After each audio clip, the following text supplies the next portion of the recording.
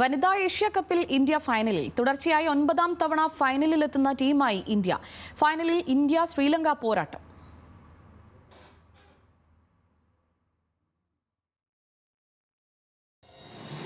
ശക്തരായ ബംഗ്ലാദേശ് വനിതകളെ എറിഞ്ഞിട്ടാണ് India Asia cup ഫൈനലിലേക്ക് ടിക്കറ്റ് ഉറപ്പിച്ചത്. തുടർച്ചയായ 9ാം തവണയാണ് ഇന്ത്യൻ വനിതകൾ ഏഷ്യ കപ്പിന്റെ ഫൈനൽ കളിക്കുന്നത്. നിലവിൽ 7 കിരീടങ്ങളുള്ള ഇന്ത്യ ഇക്കുറി കപ്പുയർത്തുമെന്ന് ആരാധകർ. ഈ സീസണിൽ ഒരു കളിയിലും തോൽവിയില്ലാതെയാണ് ഇന്ത്യൻ വനിതകളുടെ കുതിപ്പ്.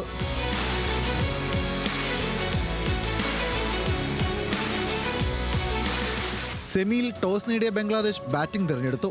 ഉഗ്രൻ പ്രകടനം കാഴ്ചവെക്കുന്ന ഇന്ത്യൻ ബൗളിംഗിന് മുന്നിൽ ബംഗ്ലാദേശ് വനിതകൾക്ക് പിടിച്ചു നിൽക്കാനായില്ല.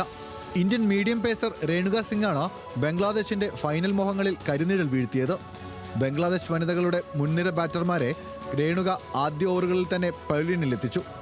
80 റൺസിൽ ബംഗ്ലാദേശ് ഇന്നിംഗ്സ് അവസാനിച്ചു. മറുപടി ബാറ്റിംഗിൽ ഇന്ത്യയുടെ സ്മൃതി മന്ദാനയും ഷെഫാലി വർമ്മയും ചേർന്ന് വിജയം കൈപ്പിടിയിലൊതുക്കി.